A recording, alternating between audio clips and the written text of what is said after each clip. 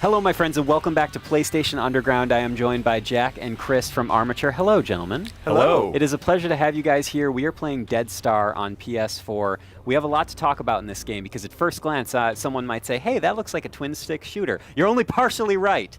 Fictitious man that just burst into the room. This is a twin-stick shooter combined with some MOBA elements, combined with some light RPG elements, combined with some mining, some awesome shooting, some strategy, some skills. There's a lot to wrap your mind around with this game, and I am counting on you guys to guide me through the darkness. Oh, lovely. Well, I just launched in as one of the human ships, the Valiant race, and this little guy is the Scout. So we have 3 classes of ships in this game. These are the most mobile, move around the most, and since we started in the middle of a match, I actually auto-leveled to where other people are in the match. So you can see that little level up prompt at the bottom, and this is a good chance to show off one bit of our game, which is the in-game progression. So what's cool is as you level up through a match, you are able to go and add abilities to your ship. In this case, I'm going to add 1 point to missile launcher. When I fire a missile, I can fire it, hit the button again, blow it up. Ooh, now, look at that smoke effect. I know. Now, if I add another point to the missile launcher, when I fire it and blow it up, it launches 2 more heat-seeking missiles, which is pretty awesome. So, you know, I can pick all this differently for every match. Oh, man, that Marb is... Whoa. Yeah, Marb is one of the pro players. He is someone that's been playing on the beta pretty much since it launched, and he is kind of ridiculous. And I don't like that he's not on my team. As demonstrated by our immediate death in the match. Yeah, so we've got, what, 20 players up support for, Jack?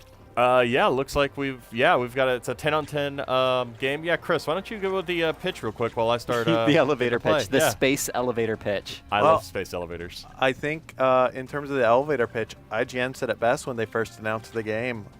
Geometry Wars plus 20 players plus strategy. You know, well said. it's very much the depth of a MOBA, but the simplicity of a twin-stick shooter. And it's one of those hybrids that until you really get your hands on it, you can't fully grasp how addictive and how awesome it is. And that's why we're really excited that it's this month's PlayStation Plus title. Yeah, I was about to say it'll be easy to get your hands on it if you're a PlayStation Plus member because for the month of April, you can download it and play it for free. Right, and this is a game that... If you're PlayStation Plus. If you're PlayStation Plus. This is a game that's very heavily focused on multiplayer. Yes. And so to have that PlayStation Plus connection, to have that ability for all of those players to jump in and try this and just keep coming back, because the progression system, there's ships, there's customization, you earn loot throughout the match that you take back and customize for all of your overall ships. There's a lot of depth and mechanics here that are going to keep you coming back time and time again. Yeah, and go ahead. Well, what's great is, and now there's a giant explosion. Yes, so it looks like basically since we jumped in near the end of a match, it turns out that my strategic team lost. defeats. Yeah, so it was a lot of strategy in my defeat there. Well, let's jump into another match in a minute, and we'll go over some of the basics in Dead Star. Okay. Cool. Okay, we're back in a new match, and I want to explain one of the basic elements to Dead Star for those that are watching. For those that are watching at home, Dead Star takes place on these big hexagonal maps that you see in the corner at the bottom left of your screen right now. And part of the basic gameplay progression is that both teams kind of pushing into enemy territory to try and take over those control points, those stations, and then also kind of gain map control. Chris, correct me if I am wrong. Right. And what's great is there's a lot of different team play mechanics here, because what you're trying to do is not just capture the bases, but then start upgrading them. And depending on the ship that you choose, like right now, Jack is playing. Jack, it looks like you're with the Razor. Yep. Yeah. So this is one of the alien ships, then. Right. Is it safe to call them alien? Or they're not human. It's not a human pilot. No, they are. Yeah, I mean, basically, this is a ship that is essentially space squids. Space So squids. if you look at his trails, see how it's like little little squid tails. There you go. Yeah, what they are is basically this race has bolted on squid parts to make ships. Like bolted on parts to squids to make them ships. It's really cool. And so this.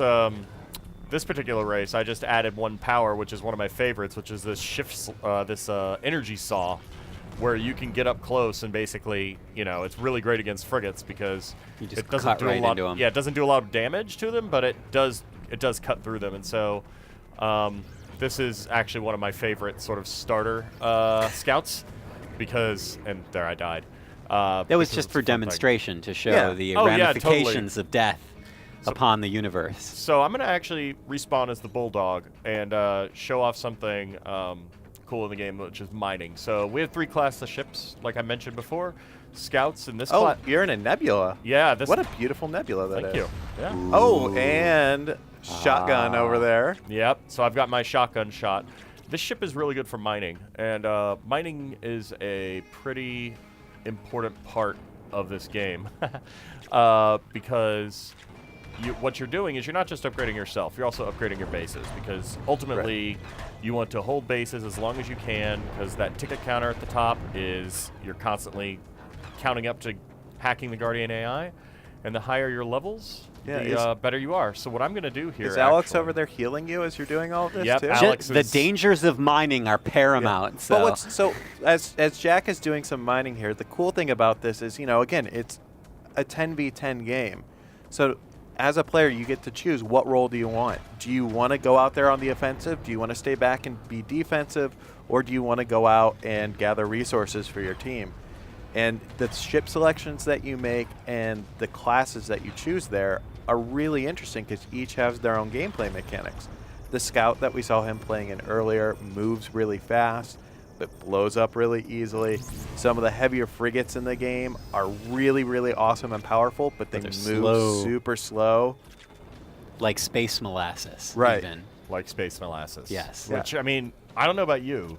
I There's could a new go for- restaurant in Austin Go that for some serves space molasses. I yeah. don't know. I could really go for some. So we actually just, right after we took this base, we upgraded it, and it immediately added 4 turrets. And now what I'm going to do is defend this base from everybody, for one thing, and then do some more mining. So you can see Alex is there healing me and doing some offensive stuff. Noob Heal 6, more, yeah, Alex. I know, right? Noob 6, he was actually a frigate that he was a healing frigate, and so he was healing the guy next to him, which is why everyone was hanging out with him. This Noob 6. So we're going to murder Noob 6. Oh goodness. Yes. Jack. I'm sorry. And then Armature Ken will just sit there and he will paint little plasma trails of death, and I'm going Space to ignore trails. him. Space trails. painting. And I'm going to ignore him and do some more mining. So, and each ship has its own special abilities too, like we saw earlier, and that really Quite a just few adds- special abilities. Yeah, that really just adds a lot more are unlocked over time as you progress through the match. And so you have both this great in-match and out-of-match growth where you're also going to be earning loot and portraits and all these customizations. Awesome. And I do love to customize. Yeah, it's got this great loop where, like all great co-op games and all great competitive games, it gives you the freedom to chase what you really want to do. So you want to Nice. just pop in and blow stuff up, You can do that. you can do that. You want to sit back and think strategically, you can do that. And you want to try and explore the map and see if you can discover a giant capital ship and then start commanding that ship and jumping from player match to player match as you invade matches with a giant frigate that is so large it takes up most of the screen. Yep. You can do that. You can do You that. can do It that. would be great if at the end of that you're like, well, we don't do that, but Yeah, We Jack, do. We But we might want to don't. do that. No, that's one of the really exciting parts. Is once you start to really get in the habit of these matches and the flow of them, then we can start disrupting them with this capital ship mode. Mhm. And it, Jack, you were telling me earlier that it was inspired by your favorite Battlestar episode 33. Yes, that is one of the major things from the pitch is basically that 33, that Battlestar Galactica episode where the Cylons are constantly chasing them down and they have to jump every 33 minutes, was a huge inspiration for the mode. And so in the capital ship mode, you're doing like between 5 and 7 jumps, I believe, where, oh, there we go. I just lobbed Whoa. a time bomb into this base, which is which fun. it was already destroyed though. Which was already which got destroyed right beforehand. But Beautiful. what a time bomb does though is it basically clears out everybody. They get terrified when they see a time bomb, and you can't destroy the time bomb unless you EMP it. So Okay. literally, it's just a big physics ball that anyone can push around. And speaking of pushing around, Let's go kill Jason. I've seen some of the asteroids do that too. Like people just starting to put asteroids in the bases and other players. Oh, I know. That guy, that frigate packs a punch. It really does. That is, it also has a healing field, but there you go. Yeah, so, that's Jason, our community manager, or was Jason, our community manager. Sorry, Jason. Ooh, look at that. So did you see that? Yeah. The base was not being taken, and it was because Tom here had a cloaking field on. And so he was sitting cloaked in our base, stopping us from capturing it until we shot him. So, and then his frigate actually has a whole cloaking field. He could bring a team of people in here and take us out. So now I'm going to just lob a time bomb. And again, this will scare pretty much anyone from coming into the base. So I'll just lob that there and wait. But yeah, I mean, it's just ridiculous amounts of... Yeah.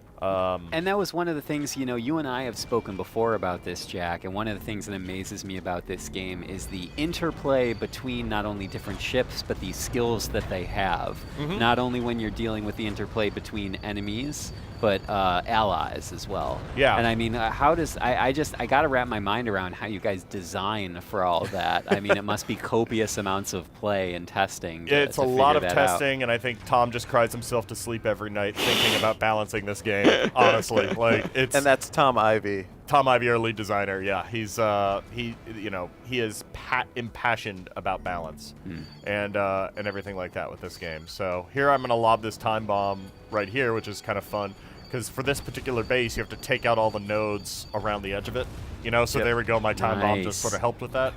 And then once the nodes are taken around the edge, then it EMPs everybody, which just happened, and now the center turret's opened up. So again, I'm lobbing a time bomb in there, and I'm just going to let it sit, and as long as one of oh, darn it, danger knife. That was really nice. Yeah. So he was able to push the bomb out of the range of their base. Anyone can push the bomb as much as they want, they just can't destroy it. And it's going to end up exploding big.